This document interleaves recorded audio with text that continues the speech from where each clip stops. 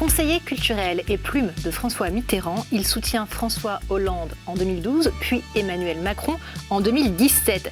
Il n'y a pas qu'en politique qu'il a laissé son empreinte. Il a été membre du conseil de surveillance du groupe Canal+ et du Haut Conseil de la francophonie. Il a remporté différents prix littéraires avant de rejoindre l'Académie française. C'est Éric Orsena que nous avons le plaisir de recevoir sur le plateau de Lumière Intérieure ce soir. Bonsoir, Éric Orsena. Bonsoir. Alors, j'ai dressé qu'un tout petit bout de votre parcours, parce qu'on pourrait dire que vous avez été président du prix Orange du livre, que vous faites partie depuis mai 2014 du conseil d'administration de l'association Orchestre à l'école. Enfin, vous êtes un hyperactif, très gourmand de vivre, et donc c'est compliqué de dresser votre parcours professionnel en 2 minutes. Quel est votre plus beau souvenir, professionnellement parlant ? Il y en a beaucoup, il y en a vraiment beaucoup. C'est vrai que rejoindre l'Élysée en tant que conseiller culturel de François Mitterrand, c'était quelque chose. C'est comme être conseiller d'un homme d'une telle culture, conseiller culturel, ça paraît d'une escroquerie totale. C'est comme si je conseillais à la chanson de Johnny Hallyday, quoi. Je veux dire, c'était un peu particulier, donc ça c'est sûr. Il y a eu un moment très émouvant quand j'ai été élu à l'Académie française, ou plutôt quand j'ai été reçu, parce que mes 2 parents étaient là, en face de moi. Et donc, comme l'a dit celui qui m'a reçu, c'était Bertrand Parent-Delpech, mes parents étaient beaucoup plus jeunes que la plupart des académiciens. Ah oui. Mes parents. Et donc, je leur ai dit merci, parce que je leur dois énormément, parce que les 2 me racontaient des histoires. Ma mère était monarchiste, et me racontait des histoires de rois, de reines, et mon père était marin, et me racontait des histoires de pirates, de sous-marins, de trucs comme ça, etc. Et vraiment, voilà, donc je leur ai dit merci. Donc ça, c'était des grands moments. Mais il y en a tout le temps. Il y en a tout le temps. J'ai déjeuné là avec Florence Delay, et c'était une merveille. Donc il y a mon amitié, je déjeune avec toutes sortes de gens. Je rencontre des êtres humains absolument magnifiques. Et à chaque fois, la vie apporte ces cadeaux-là. Donc, et puis, alors c'est un peu difficile dans une chaîne qui est liée à une sorte la hiérarchie suprême, la hiérarchie divine. J'ai un problème avec, justement, l'unicité. C'est-à-dire, moi, c'est cette généralité, moi, qui me passionne. Donc, j'ai une difficulté à préférer.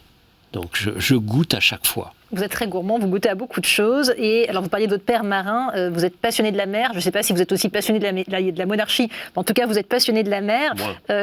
Moi. En 1991, vous êtes devenu président de la Corderie Royale, Centre international de la mer. L'année suivante, président fondateur de l'association Hermione Lafayette. Vous avez été parrain de la promotion de l'école des Mousses à l'Académie française, dont vous parliez à l'instant. Vous occupez le fauteuil numéro 17. Ce n'est pas complètement un hasard. Enfin, en tout cas, c'est interpelle, puisque c'est celui de Jacques-Yves Cousteau, donc un clin d'œil. La mer, ça fait vraiment partie de vous ? Vous savez, nous habitions Paris, moyenne bourgeoisie, au coin de la rue de Vaugirard et du boulevard Pasteur. Pendant 10 mois, on avait l'impression que rien ne bougeait. On ne voyait même pas les feuilles tomber, parce qu'elles étaient ramassées assez vite.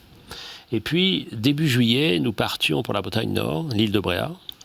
Et là, tout changeait au sens strict, puisque c'était une île, on avait le droit de tout faire, parce qu'on savait nager. Donc le principal risque, c'était de se noyer. Donc on apprenait très très vite à savoir nager. Et puis, il y avait les marées. Et les marées dans la Bretagne Nord, c'est 10 mètres d'écart entre marée haute et marée basse. Donc on passait d'un univers figé à un univers mouvant. Et je me suis dit que peut-être la vérité du monde, c'était la mobilité et non pas l'immobilité. Et donc je me souviens avec mon père, quand il m'a passé la barre très très tôt, vers 10 ans, d'un bateau, et il m'a dit, maintenant voilà, tu rentres dans la baie. Et puis j'étais tout droit. Et puis il y avait les courants latéraux qui m'ont emporté vers les rochers. Il m'a dit, tu vois, la ligne droite, c'est pas forcément la meilleure façon pour arriver. La question, c'est respecter le réel, mais quand même négocier avec lui. Ce qu'on retient, c'est que la vérité est dans le mouvement et qu'il faut parfois osciller pour arriver d'un point A à un point B, plutôt que de chercher... il ne faut pas abandonner, il ne faut pas abandonner du tout, mais il faut regarder un peu, parce que vous n'êtes pas seul au monde. Et ça, j'ai appris énormément que c'est émouvant et qu'on n'était pas seul au monde. Et très très vite, j'ai appris cette vérité que j'allais retrouver plus tard en tant qu'ambassadeur de Pasteur, c'est-à-dire que nous faisons partie du monde, et notamment nous, êtres humains, faisons partie des animaux. Alors on n'est pas seul au monde, on est souvent deux, on est souvent en couple, et c'est précisément un livre d'amour que vous venez de publier. Et puisqu'on parlait de la mer, on va parler, va rentrer dans le vif du sujet de cette thématique intemporelle qu'est l'amour, mais puisqu'on parlait de la mer, expliquez-nous pourquoi ce titre, Briser en nous la mer gelée. Parce que depuis longtemps, j'avais lu cette phrase de Kafka, Franz Kafka, à un ami, qui était la suivante. Un livre, dit-il à son ami, doit être la hache pour briser en nous la mer gelée. Et je me disais, mais quelle histoire vais-je pouvoir raconter sous ce titre? Parce que vous savez qu'un titre, c'est une maison. C'est le toit d'une maison. Donc quand vous avez le titre, vous le savez parce que vous écrivez, donc quand vous avez le titre, on est mieux. Il y a des bras autour de vous, il y a un toit autour de vous, donc quand il pleut, c'est pas gênant, etc., etc. Donc j'avais ce titre. Et donc je me suis dit, quelle histoire? Et puis j'ai trouvé cette histoire. Parce que mon idée depuis longtemps, c'est-à-dire j'ai cette capacité folle ou cette folie ou cette manie d'avoir des plans de vie 30 ans à l'avance. C'est-à-dire à 15 ans, je savais ce que je ferais. Oui. Et j'ai vérifié, c'est un peu fou, mais c'est comme ça. Vous disiez quoi à 15 ans? À 15 ans, je servirais un peu mon pays, j'écrirais, mais j'aurais un métier qui me permettrait d'être libre par rapport à l'écriture. Et donc j'essaierais de comprendre comment ça marche, dans tous les domaines. C'est-à-dire l'économie, c'est-à-dire la politique, c'est-à-dire la science et l'amour. Comment ça passe? Donc, comme c'est la chose la plus importante qui soit, et ça c'est vraiment, on va en parler j'imagine, mais c'est vraiment ce que je dois à la religion catholique, l'amour, ce grand message révolutionnaire d'amour, je me disais, tous les 10 ans, je ferai le point sur ce que j'ai appris au cours des 10 années précédentes sur l'amour. Donc j'ai fait à 40 ans, c'était l'exposition coloniale, qui a eu le Goncourt. Je l'ai fait 10 ans après, ça s'appelait Longtemps. Et puis 60 ans, j'ai laissé passer. Et comme j'avais dépassé 70, je me suis dit, oh là là, il faut vraiment y aller. Et donc je suis revenu à ce bilan. Et j'ai appris des tas de choses.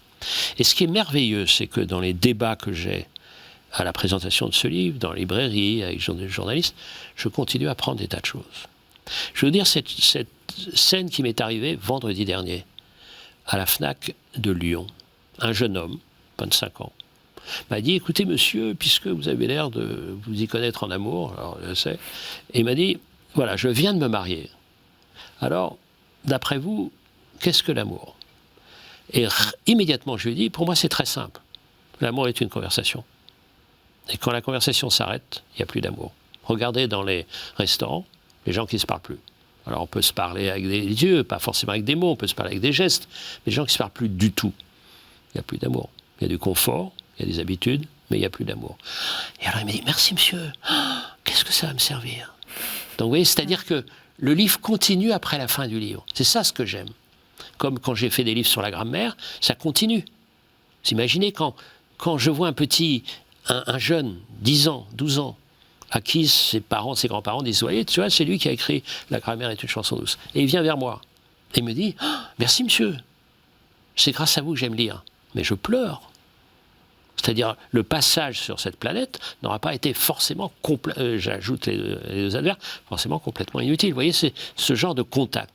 Je suis ivre de ce genre de contact, ivre des autres. Alors, il est beaucoup question d'amour. Vous parliez de l'amour d'apprendre, hein, de l'amour des autres, l'amour de comprendre, l'amour des femmes. Et donc, c'est l'histoire d'un amour fou, ce livre, entre Suzanne, qui est spécialiste des chauves-souris à l'Institut Pasteur. Ça peut sembler surprenant comme ça, mais et Gabriel, voilà, qui travaille pour la Compagnie du Rhône. Et ce livre commence dans le bureau de la juge aux affaires familiales. Et c'est d'ailleurs une longue lettre que vous écrivez à Madame la juge. Alors, la question qu'on se pose, c'est voilà, quel est le message que vous aviez envie de faire passer finalement avec ce livre? Eh bien, il se trouve que j'ai été pendant 20 ans magistrat. Alors, une autre magistrature, parce que c'est la magistrature administrative, parce que j'étais membre du Conseil d'État, mais magistrat, c'est-à-dire juge. Et nous avons, à cette occasion de divorce, rencontré une juge.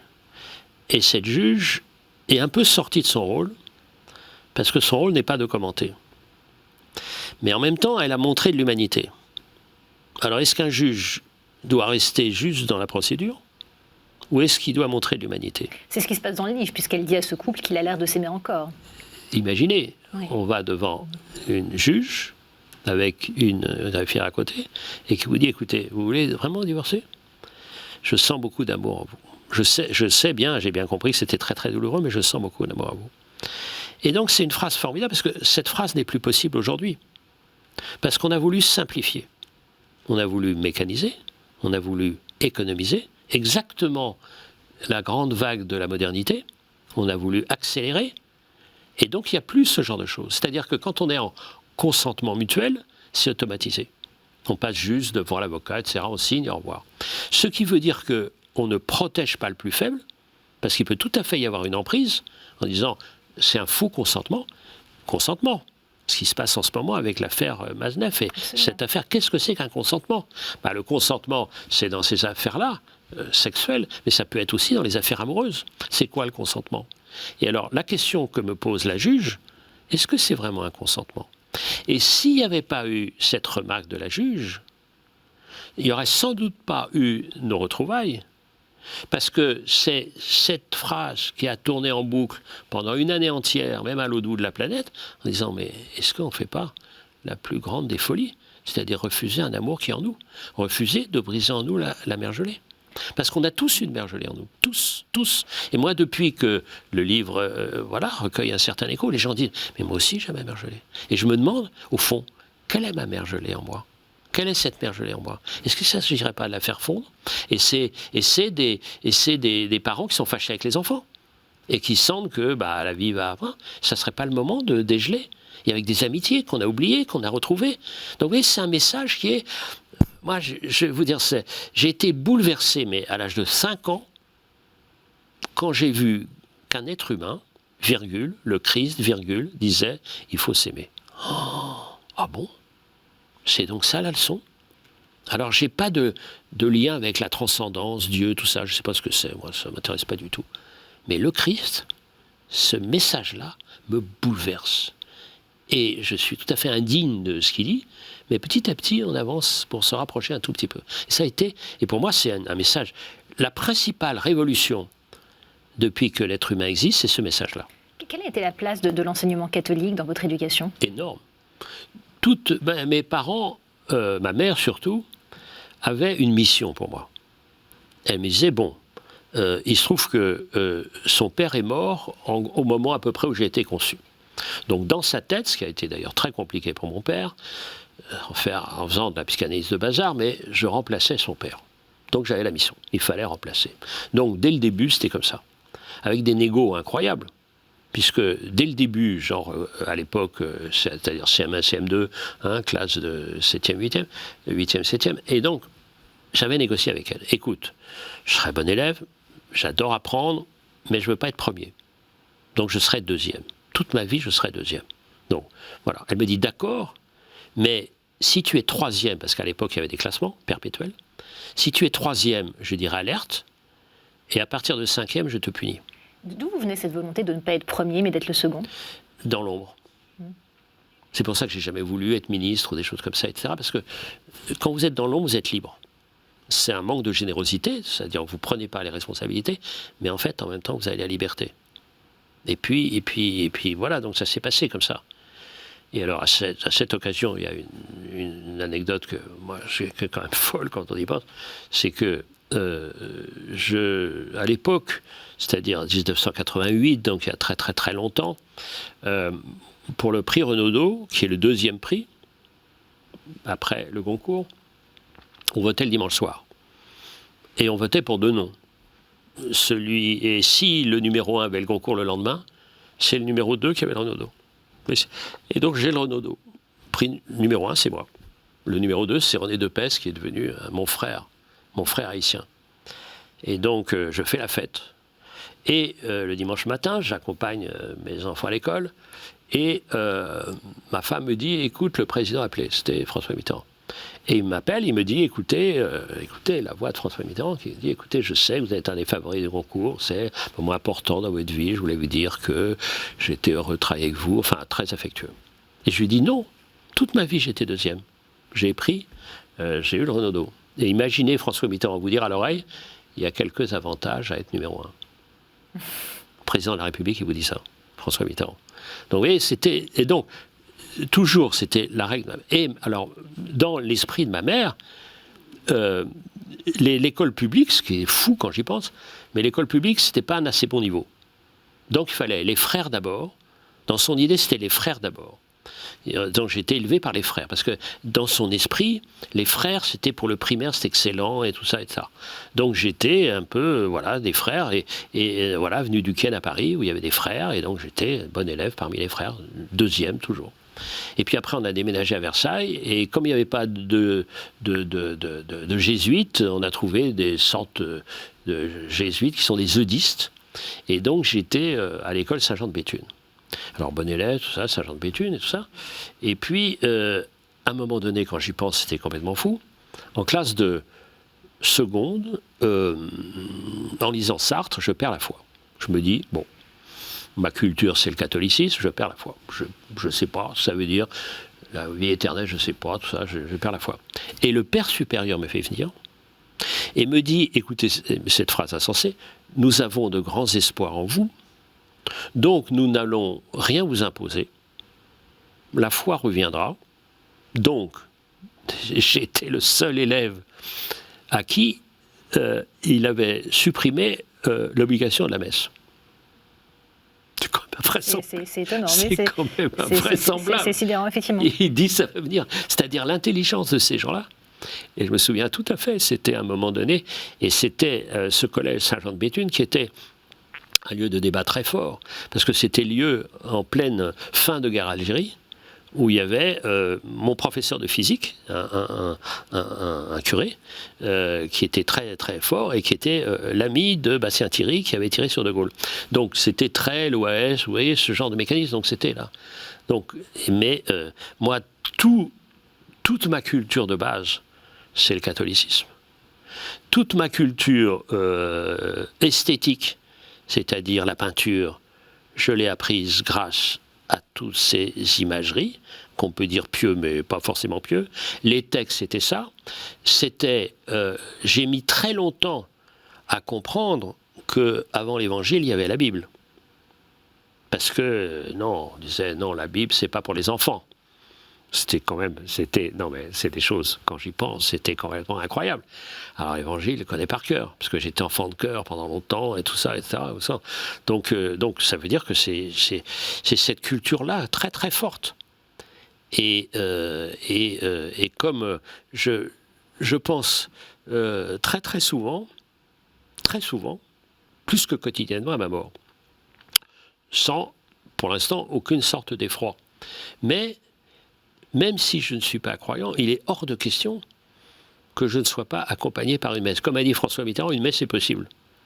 Même si j'ai aucune sorte de croyance en je ne sais quelle vie, ça s'arrêtera là. Donc autant que la vie soit la plus riche possible, parce qu'après... En tout cas, vous avez la croyance en la vie et vous êtes effectivement extrêmement actif. Votre actualité, au-delà de Briser en nous la mer gelée, c'est aussi un livre consacré à Beaumarchais qui s'intitule Beaumarchais, un aventurier de la liberté. Et on sent une part en vous de Beaumarchais dans le côté, effectivement, dans cette soif de vivre et dans ce côté très multiple finalement. Après, vous êtes intéressé à Le Nôtre, à Pasteur, à La Fontaine. Pourquoi avoir eu envie de vous intéresser au destin de cet horloger, espion, éditeur, marchand d'armes, diplomate, révolutionnaire et que sais-je encore ? Alors, pour une raison d'histoire, c'est-à-dire que j'avais écrit 2 fois sur le XVIIe siècle, une fois sur le XIXe, Pasteur XIXe et puis Le Nôtre et La Fontaine, et j'avais une passion pour le XVIIIe, depuis toujours. Passion qui était venue notamment de la lecture d'un livre de Starobinsky, qui est quelqu'un que j'ai connu, qui était un grand professeur d'histoire des idées à Genève, et qui avait fait un livre qui s'appelait L'invention de la liberté. Parce que c'est vraiment le siècle qui invente la liberté, dans tous les domaines. Liberté par rapport au pouvoir politique, liberté par rapport à la chape de plomb qui avait été placée par l'Église, liberté dans les mœurs, enfin, dans tous les domaines. Et donc, ça me passionnait, premièrement. Donc, liberté. Et deuxièmement, j'avais envie de voir cet homme qui avait tout fait.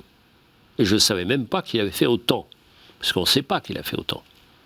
Et donc, j'écris ce texte, et à un dîner, je rencontre l'héritier direct de Beaumarchais, Jean-Pierre de Beaumarchais, prof d'université, normalien, etc.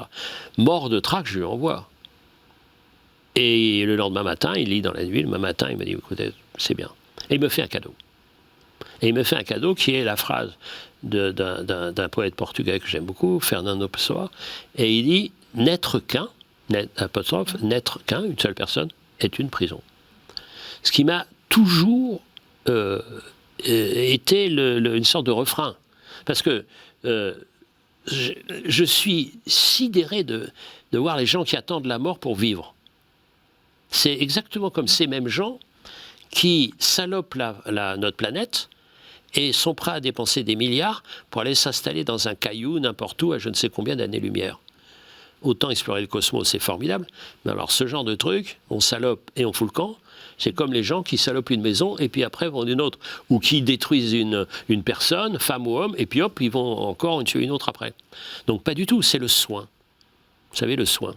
Et le soin est lié directement à la curiosité.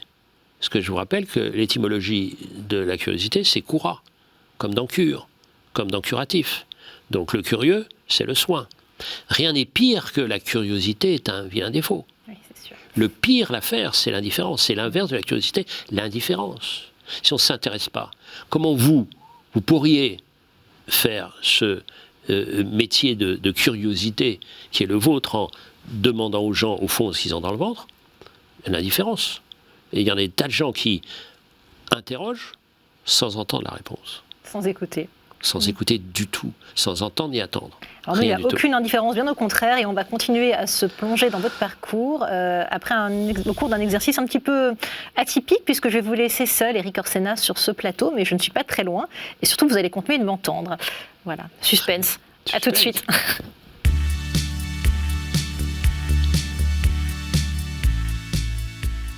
Alors, Erik Orsenna, je vais vous proposer différents mots, différents concepts, et je vais vous proposer de me dire ce que chacun d'entre eux vous inspire. Le premier, je crois, vous tient relativement à cœur, c'est le mot éducation.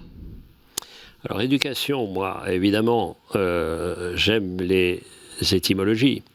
C'est-à-dire, ça vient d'où? Ça vient de douquérer, c'est-à-dire conduire comme élève. Élève, ça veut dire qu'on s'élève. C'est-à-dire qu'on repère en soi-même quel est notre potentiel et on essaye d'aller vers lui. Et toujours la même chose, c'est-à-dire ayant reçu de je ne sais qui ce cadeau de la vie, eh bien respecter ce cadeau et donner à la vie le plus de vie possible. Vous avez beaucoup parlé tout à l'heure de liberté, en évoquant Beaumarchais notamment. La culture, finalement, l'éducation et donc la culture, c'est la fabrique de la liberté? C'est absolument la fabrique de la liberté. Quand vous imaginez qu'aujourd'hui, en dépit des efforts qui sont faits assez récemment, mais qu'il y a un petit Français sur cinq en classe de 6e qui ne maîtrise pas la langue commune, il est au fond assigné à résidence, c'est-à-dire qu'il ne va pas donner tout son potentiel. C'est-à-dire que du fait de sa naissance, dans un milieu particulier, il va être rogné, il va être coupé, il va être réduit. Et c'est absolument insupportable. L'égalité, c'est bien, mais l'égalité des chances, c'est d'une certaine manière encore mieux. Donc moi, si j'avais des responsabilités, je mettrais absolument tout dans l'éducation. Donner la chance à chacun. On la prend ou on la prend pas. Et puis une deuxième chance, parce qu'il peut y avoir des malheurs dans la vie. Alors cette possibilité d'avoir une chance et de faire en sorte que les mots puissent nous permettre de nous défendre, vous y contribuez, puisqu'après la victoire d'Emmanuel Macron, dont je rappelais tout à l'heure que vous l'avez soutenu, vous avez été nommé ambassadeur de la lecture, chargé précisément de faire un tour de France à la rencontre des différents acteurs de ce sujet, pour réfléchir finalement à différentes choses, parmi lesquelles l'extension des horaires des bibliothèques. Et donc parmi les nombreuses choses que vous faites, si j'ai bien compris, vous vous investissez beaucoup sur ces sujets-là? Oui, parce que, vous savez, la culture, il y a un mot qui vient tout de suite. C'est ce mot terrible, c'est pas pour moi. La lecture, c'est pas pour moi. Les musées, c'est pas pour moi. La musique classique ou la danse, c'est pas pour moi. Et ce mot, c'est pas pour moi, est une condamnation de notre société. Tout doit être pour tout le monde. Et il faut remplacer le « c'est pas pour moi » par le pourquoi pas. Alors avec Noël Corbin, nous avons écrit un mémoire, un rapport sur l'état des bibliothèques et des médiathèques, et nous sommes extraordinairement en retard par rapport aux autres pays européens, et notamment dans les bibliothèques et aussi dans les bibliothèques universitaires. Et donc grâce au soutien des différents ministres de l'éducation, mais aussi de la culture bien sûr, nous avons étendu, c'est-à-dire que au fond, pas loin d'une dizaine de millions de Français, c'est-à-dire 1 sur 6, peuvent avoir une ouverture d'une médiathèque ou d'une bibliothèque de plus de 8 heures par rapport à ce qui se passait auparavant. Donc on est assez content et on ne va pas lâcher là-dessus.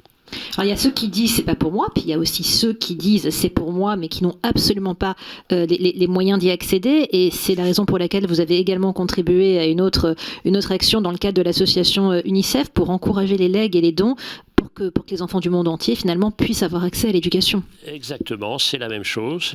Comment vous savez, quand c'est terrible de dire que à la naissance tout est joué. Ça, c'est insupportable. Ça, c'est vraiment l'inégalité la plus terrible. Dès la naissance, on est condamné. Dès la naissance, on est condamné à ne donner de soi-même que 10%, que 5%. Parce qu'on aura énormément de mal de sortir de cette prison-là. Donc ça, moi, je suis un militant du pas pour moi et du c'est pas pour tous. Donc vous voyez, et ça dépend pas du tout de la mondialisation. C'est nous qui devons décider de donner à la fois aux élèves et aux profs. Et alors, un des moments qui m'a au fond rendu le plus joyeux, c'est récemment. Il se trouve que l'âge venant, un certain nombre d'écoles commencent à porter mon nom, donc je suis évidemment infiniment fier. Et dans une ville qui est toute petite ville qui est en Bretagne, chez moi, en Bretagne Nord, il y a l'école de Plouec-du-Trieux qui porte mon nom. Et alors on cherchait un projet pédagogique, donc on a travaillé sur le fleuve côtier qui s'appelle le Trieux. Et je dis aux profs, vous savez, je suis comme vous, moi je suis un enseignant, je suis un prof. Et il y a deux profs qui me disent pas du tout. Pas du tout. Toi, tu n'es pas un prof. Toi, tu es un élève. Et c'est vrai. Alors, après avoir parlé d'éducation, on va parler de sagesse. Et ce que vous venez de dire est peut-être une preuve de sagesse, le fait de penser qu'on est ad vitam aeternam un élève. Mais voilà, je voulais savoir ce qu'était la sagesse pour vous, Éric Orsena. Alors, il y a à côté de sagesse que j'aime pas du tout. Parce que la sagesse, ça voudrait dire qu'on s'est arrêté. Qu'on est une sorte de rentier de soi-même. Et il y a deux choses que j'aime infiniment, c'est la surprise absolue, c'est découvrir soi-même tel que pour le bien ou pour le moyen ou pour le très mauvais, on ne savait pas. Et puis, il y a quelque chose que j'adore, et ça serait peut-être ça ma définition de la sagesse inversée, j'adore avoir tort. Parce qu'avoir raison, ça veut dire que ça n'a pas servi de vivre. C'est-à-dire, bon, j'ai raison, et alors, je vais écraser la gueule de celui qui est en face de moi. Ça ne m'intéresse pas du tout. Et j'adore avoir tort, parce qu'à ce moment-là, ça veut dire que j'ai avancé. Alors, vous disiez que la sagesse est quelque chose de figé. Pas forcément, c'est vrai qu'on l'associe souvent à l'âge, mais sagesse rime-t-elle nécessairement avec vieillesse ? Et faut-il être vieux pour être sage ? Rien n'est moins sûr. Je suis d'accord. Il y a des gens qui sont bêtes très tôt. Et puis d'autres qui sont merveilleux très tard. Et donc, mais c'est vrai que c'est pas un mot autant éducation, autant élevé, autant ouais, ces mots-là sont des mots autant curiosité, autant gourmandise, autant vie, autant unité du vivant, sont des mots qui me parlent. Sagesse, au fond, pour être très franc, ça m'intéresse pas du tout. Vous n'êtes pas sage. Pas du tout. Et je voudrais pas du tout être sage, parce que sage, ça veut dire, vous savez, le sage est celui qui ne va même pas entendre la petite voix qui lui dit pourquoi pas. Alors, on va passer à un autre mot qui permet vraiment d'avancer également, c'est le mot progrès. Voilà, c'est quoi pour vous le vrai progrès ? Alors ça, c'est un mot extrêmement intéressant. Parce que quand on prend l'exemple du XVIIIe siècle, on était absolument convaincus du progrès. On avait le progrès des sciences, le progrès de l'économie, que les générations qui allaient venir seraient dans une meilleure situation d'épanouissement, notamment dans tous les domaines que les générations qui avaient précédé.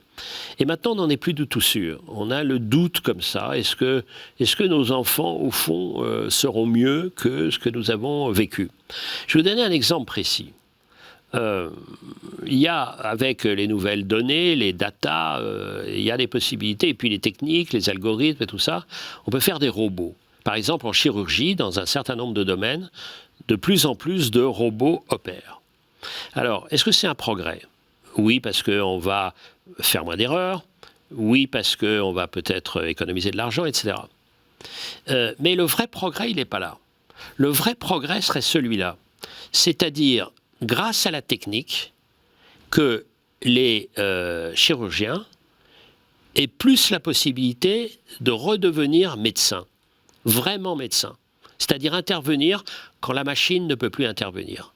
Donc, la machine doit permettre d'aller au bout de ce qu'elles peuvent, eux, et de révéler en l'être humain ce qu'aucune machine ne remplacera jamais. Donc c'est pour ça que cette question du progrès, comme vous le sentez, me passionne. Et que je le vois régulièrement, puisque, occupant le siège de Pasteur à l'Académie française, j'ai l'immense honneur d'être ambassadeur de Pasteur et du réseau international. Donc je vois le progrès des sciences, mais en même temps, la déshumanisation. On le voit dans tous les domaines. On le voit dans les standards automatiques, où vous n'avez plus personne au bout du fil, mais des réponses tapez 1, tapez 2, tapez 3. Et alors, est-ce que c'est du progrès ? Je ne suis pas sûr.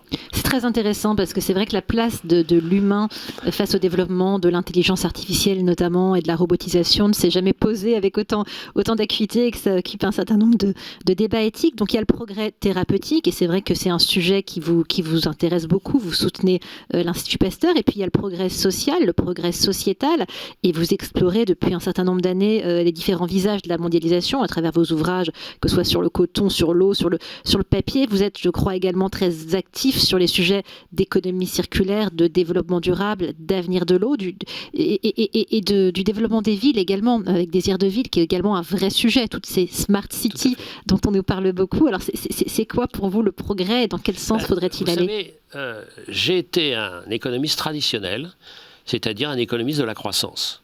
Donc on produisait, pour produire on prélevait, on vendait et on jetait. Eh bien, chacune de ces étapes est remise en cause. Et grâce à ça, c'est pas arrivé tout seul. J'ai rencontré des gens qui m'ont fait réfléchir, notamment Isabelle Autissier. Donc, comme je suis marin, j'ai rencontré cet immense marin qui est Isabelle, et qui est en même temps très, très préoccupée de ces questions, puisqu'elle est présidente pour la France de WWF, et on a beaucoup parlé. Et je me souviens de moments qui ont été absolument clés dans ma vie, quand ensemble, sur un petit bateau de 15 mètres, avec 4 autres personnes, on a navigué plein sud en Antarctique, à la voile, donc en traversant au sud du Cap Horn le détroit de Drake, et on parlait. On faisait nos quarts ensemble et on parlait. Et elle m'a expliqué tellement de choses. Et après-demain, nous allons faire une conférence où, figurez-vous, à l'école de guerre. Et nous allons parler de la nouvelle route maritime du Nord, c'est-à-dire au nord de la Sibérie. Et donc, est-ce que c'est un progrès ou est-ce que c'est pas un progrès ? C'est un progrès parce qu'on va gagner du temps. Donc, comme d'habitude, on va économiser de l'argent, on va économiser de l'énergie, tout ça, pourquoi pas. Mais ça veut dire que la banquise au nord est en train de fondre, ça veut dire que ça va entraîner des risques terribles pour l'environnement, ça veut dire qu'il va y avoir des batailles nouvelles pour les matières premières, etc. Donc le progrès est en question. Mais de l'autre côté, refuser le progrès, eh bien, c'est ce que je vois sans arrêt, parce que régulièrement, je suis attaqué de façon violente sur les réseaux qu'on appelle sociaux et que je préfère dire asociaux ou non sociaux, par exemple, parce que je défends le principe même des vaccins. Il faut être évidemment extrêmement vigilant sur les vaccins. Il y a des vaccins qui sont relativement dangereux, mais je dis une vérité d'évidence que personne ne me fera arracher de ma conviction la plus profonde et qui est commune à tous les êtres doués de raison. Aucun traitement, jamais depuis la nuit des temps, n'a été aussi efficace que les vaccins pour justement mobiliser les capacités de réponse d'immunité de notre système. Et il y a des tas de gens qui sont contre le progrès. Le progrès a entraîné l'inégalité, donc on est contre le progrès, on est contre les élites, y compris contre les médecins, contre les savants. Alors sans transition, on va passer à un dernier mot, c'est le mot émerveillement. Qu'est-ce qui vous inspire ce mot-là ? Écoutez, pour une raison très simple, si notre planète était nulle, mais pourquoi est-ce qu'on se battrait pour elle ? pourquoi est-ce qu'on se battrait pour elle? Or, elle est merveilleuse. Donc il faut rappeler que c'est une planète absolument merveilleuse. Et moi, si j'ai un rôle éventuel dans mes livres, c'est double. 1, alerte, et 2, émerveillement. Alerte en disant, qu'est-ce qui se passe? Qu'est-ce qu'on fait par rapport à l'humain, ce trésor de l'humain? Moi, je m'assieds à une terrasse et je regarde passer les gens. Et je les vois, et j'essaie de savoir comment ils ont vécu. Vous savez, il y a ce très beau mot de dire le métier de vivre. Le métier de vivre. C'est pas facile, le métier de vivre. Bien sûr, c'est un métier. Et métier au sens plein du terme. Vous savez, un métier, c'est toujours à tisser. On dit métier à tisser. Mais un métier tisse. Un métier tisse entre les gens qui utilisent les produits des métiers, et puis aussi dans la transmission. Et on revient à ce qu'on disait sur l'éducation. Il y a encore quelques jours, j'étais le parrain avec immensément d'honneur de l'association des meilleurs ouvriers de France. Meilleurs ouvriers de France, c'est-à-dire l'excellence. Il n'y a pas de hiérarchie entre les métiers. Je ne vois pas pourquoi un informaticien ou un banquier devrait être plus célébré qu'un boulanger ou quelqu'un qui tisse justement des vêtements ou des choses comme ça. Donc vous voyez, c'est pour ça que je me méfie énormément des hiérarchies. C'est peut-être une des raisons pour lesquelles je ne crois pas à un Dieu unique. Parce que quelque chose au-dessus, moi, c'est suspect. Donc, ce que j'aime dans l'amour, c'est la réciprocité. Toute domination m'ennuie. J'ai des grands souvenirs de discussions avec François Mitterrand qui me disait, de toute façon, vous n'avez rien compris, tout est rapport de force. Et je disais non. Mais pour une raison très précise, mais même dans les relations, ou surtout dans les relations avec les femmes, dès que je sens une sorte de pouvoir d'elle sur moi ou de moi sur elle, ça m'ennuie. Et donc, j'ai plus envie. Alors pour revenir au terme d'émerveillement, on a tendance à penser que c'est l'apanage des enfants que de s'émerveiller. C'est hélas trop souvent le cas, mais heureusement pas systématiquement le cas. Vous, qu'est-ce qui vous reste de l'enfant que vous étiez? Mais tout. Heureusement, oui, c'est ce qu'on sent. Il me reste tout, mais tout. Et comme en plus je connais plus de choses qu'avant, je m'émerveille encore plus parce que je ne peux comprendre que quand je connais l'histoire. Et donc c'est pour ça que j'apprends sans arrêt. Regardez, j'étais nul en géologie. Donc je voyais les paysages comme ça défiler devant moi sans savoir d'où c'était venu. Et il se trouve que près de chez moi, en Bretagne, à 800 mètres de ma maison, il y a les plus vieilles roches de France. Et donc un géologue m'a proposé de m'apprendre. Et il a un nom formidable pour un géologue qui s'appelle Pierrick Graviou. Pour un géologue, Pierrick Graviou. Et donc il m'a raconté. Et quand il m'a raconté, eh bien voilà, les pierres sont devenues des êtres vivants. Il m'a raconté, alors qu'elles ne me parlaient pas. Moi, j'aime qu'on me parle. J'aime qu'on me raconte. Et c'est pour ça que je raconte, pour qu'on me raconte. Et donc, c'est comme ça ma vie. Je ne peux comprendre que s'il y a une histoire. Vous savez, c'est tout à fait lié à ce qu'on disait tout à fait au début avec l'amour. Hein. On parle des choses comme ça. Tiens, il a une histoire. C'est une belle histoire. Tiens, leur histoire est finie. Ben, ça veut dire ça. Moi, je voudrais vraiment que, jusqu'à ma dernière seconde, j'ai une histoire. En tout cas, c'est très intéressant de vous entendre raconter et vous raconter. Et on va poursuivre ça dans quelques secondes. À tout de suite, Éric Orsena.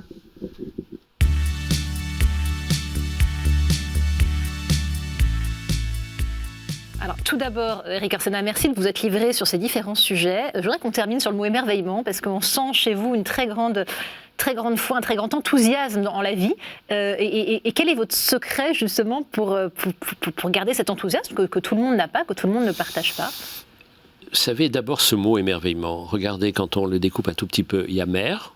Donc, ça vient d'où? Toute vie vient de la mer. Il y a veille. Donc, pas s'endormir, il y a la veille. Et puis, il y a le veillement. Est-ce que ça peut être la vieillesse ou non? Et donc, quand vous avez la veille et puis vous avez le souvenir de la vie, la vieillesse, elle fait partie. Moi, je vois des gens, vous savez, merveilleux chez nous. On a René de Obaldia à l'Académie française qui a 101 ans, qui est un enfant, comme moi. Je se vois régulièrement. Et donc, il y a cette phrase magnifique qui vient d'un psaume et qui a été reprise par Barbara, qui est une des plus belles chansons bouleversantes qui soit, c'est « Attendez que ma joie demeure », revienne. Ma joie demeure, c'est Bach. Attendez que ma joie revienne. Et d'ailleurs, Que ma joie demeure, c'est une cantate de Bach. C'est la première musique que j'ai entendue dans la cathédrale de Quimper, puisque une partie de la famille est bretonne, et il y avait à l'orgue cette cantate. Et j'étais absolument bouleversé en me disant, mais qu'est-ce que c'est? Et vous savez, il y a une très belle définition des 3 musiciens majeurs. Bach, c'est Dieu, Mozart, c'est l'ange, et Beethoven, c'est l'homme. Et brutalement, si je devais recroire en Dieu, ça passerait par Bach. Il y a une sorte d'harmonie là, tout à fait supérieure, avec des sortes de variations intimes, qui est sans arrêt. Et donc j'ai été tétanisé, et donc j'ai appris le piano il y a très peu de temps pour le jouer. Posée, puisque vous me parliez de Bach et de Mozart, est-il vrai donc vous êtes mis au piano il y a 4 ans? Donc à 68 ans. J'ai commencé. C'est un bonheur total. Et donc là, après la discussion, je ne peux pas ne pas passer 1 heure chaque jour à jouer. Enfin, le piano se joue 2 mois plus tôt, parce que je suis évidemment nul. Mais de temps en temps, la musique vient. Et la musique me prend, et la musique me raconte des choses que les mots ne peuvent pas raconter. Donc, et puis être avec les musiciens, on prépare, imaginez qu'on va raconter l'histoire de la 9e symphonie, de la symphonie. Et pourquoi je dis ça? C'est parce que c'est lié à l'émerveillement, parce que c'est la joie.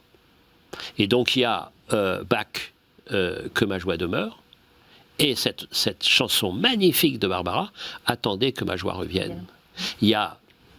Elle a souffert, ou son héroïne a souffert d'un amour, quelqu'un se présente, et elle dit, je ne sais pas encore, attends que ma joie revienne, parce que ça veut dire que on ne peut recommencer à aimer que quand la joie est là. Mais c'est l'amour aussi qui donne la joie. Et donc ça, et je discutais avec une amie qui est écrivain et qui a été actrice et tout ça, Florence Delay, on parlait justement de la joie. Et pourquoi y a-t-il si peu de joie dans les églises? Pourquoi chante-t-on aussi mal dans les églises françaises?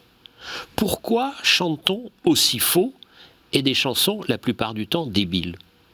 Il faut célébrer, il faut s'émerveiller. Cantate, ça veut dire chanter. Il faut s'émerveiller. Et pas des chants quasiment scouts, ridicules, avec des crypto-guitares. Vous, qu'est-ce qui vous met en joie, puisque vous me parlez de joie? Qu'est-ce qui vous met en joie? La musique me met en joie.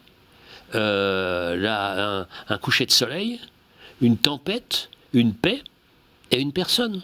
Une amitié qui commence, un regard qui passe. C'est vrai, un homme ou une femme qui passe, une émotion qui me dit là, quelqu'un que je croyais différent qui brutalement s'ouvre, quelqu'un que j'ai vu passer trop vite, eh bien pas du tout, qui me donne ce trésor. C'est sans arrêt. C'est, vous savez, quand vous lisez les petites nouvelles de Tchekhov, médecin, je vous rappelle, et donc à chaque fois c'est un être humain. Et chaque être humain est un univers. Et donc, moi, je pourrais être confesseur sans confession. C'est-à-dire être là, et pour vous, j'adorerais que vous me racontiez votre vie. On trouvera peut-être un moment pour ça. Mais j'adorerais ça. En tout cas, c'est agréable d'écouter la vôtre. Mais rien ne vaut une vie. Vous savez ce qu'on dit, hein? Rien ne vaut une vie. Rien ne vaut la vie. C'est vrai. Et chaque vie, vous racontez, mais rien ne m'intéresse plus que ça. Parce que j'ai cette chance, je gagne bien assez. Je suis incroyablement étonné de la rapacité des gens pour les choses. Évidemment, le confort est un peu nécessaire, et j'ai tout ce qu'il faut, mais pas plus. Pas plus. C'est au contraire que... Pourquoi il y a cette lumière dans vos yeux? Ça vient d'où, vos fossettes? C'est ça c'est passionnant. Qu'est-ce qui est plus important que ça? Qu'est-ce qui est plus une merveille d'une notation de La Fontaine? Comprenez, c'est ça. Vous me parliez de La Fontaine, vous me parliez aussi de l'héroïne de Barbara, La Fontaine qui a été un de vos héros, au même titre que Pasteur, au même titre que Beaumarchais. Vous, si vous aviez pu être le héros d'un livre, qui auriez-vous aimé être? Je maintiens ce qui a été, avec Tintin, mon premier livre, c'est-à-dire Les 3 Mousquetaires. Et je pense que, au fond, le livre qui me touche le plus, il y a des plus grands livres bien sûr, mais qui me touche le plus, c'est 20 ans après. C'est-à-dire des potes fatigués Et il se trouve qu'il y a encore une cause qui arrive. Et on me dit, allez, est-ce que tu repars ? Et je repars.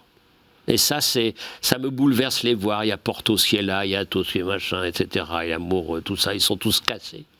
Et il y a une sorte de cause. J'adore cette idée d'avoir une cause, un projet. Et quand je vois des amis, c'est pour ça que je fais tellement de choses. Pour une raison simple, c'est que quand vous n'avez pas des projets en commun, vous vous rendez compte qu'au moment où vous allez quitter cette terre, vous aurez moins vu les gens que vous auriez souhaité les voir. Et il y a cette formidable mode ou temps de la langue française qui est le futur antérieur. Et il y a cette phrase magnifique des deux staliniens, Neruda et Aragon. Et Aragon dit à Neruda, aurons-nous au mieux été enchanteurs désenchantés d'avoir chanté pour or le cuivre. C'est-à-dire ils ont cru qu'il y aurait une fraternité entre êtres humains, et ça donnait le goulag. Et c'est ça l'affaire, c'est nous manquerons-nous. Et moi je veux tout faire pour, si possible, on peut obliger, on peut pas, mais quand même, le moins possible, manquer le moins possible de ce cadeau qu'est vivre. Vous qui vous intéressez tant à l'être humain, quelle est la qualité à laquelle vous êtes le plus sensible ? La générosité. Bien sûr, donner. Pour une raison très simple, et ça c'est le cœur de ce que dit le Christ, ce qu'on dit, c'est que plus vous donnez, plus vous recevez. Plus vous, de temps en temps, vous êtes déçu, quelle importance ? Vous êtes déçu, vous prenez une baffe. Prenez une baffe, et alors vous prenez une baffe. Mais vous recevez tellement plus que vous donnez. Tellement plus. Moi, je suis fait de ce qu'on m'a donné. Sans ma mère, mon père, je suis rien. Sans mon éditeur Jean-Marc Robert, j'aurais rien été. Sans Attali qui m'a fait confiance, j'étais mort de timidité, de rien. Et là, l'Institut Pasteur qui me... Je ne suis pas du tout scientifique d'ici, parce que tu sais rien, mais tu racontes mieux que nous. Donc, je suis pétri des autres. Ben, vous savez, je me suis rendu compte d'un truc, c'est merveilleux de parler avec vous, parce que on parle. On a ce luxe-là d'avoir le temps. Et ça, c'est un luxe. Imaginez, c'est quand même fou, quoi. C'est-à-dire, c'est des médias de communication et on ne communique pas. Et je me suis rendu compte qu'au fond, l'ego, je m'en fous, moi. Ça va, tout va bien, tout ça et ça. Mais je suis un maladif du jeu, JE, c'est-à-dire de l'action. Donc, moi, je ne m'intéresse pas, mais j'adore mes projets. En tout cas, nous, on a adoré vous entendre et vous parliez de générosité. Et donc, on vous remercie pour votre générosité, de vous être livré, de nous avoir donné. Merci beaucoup d'être venu sur ce plateau. Je rappelle à nos téléspectateurs le titre de vos livres. Briser en nous la mer gelée et votre livre sur Beaumarchais, bien évidemment. Bonne soirée à toutes et à tous. À très bientôt sur KTO.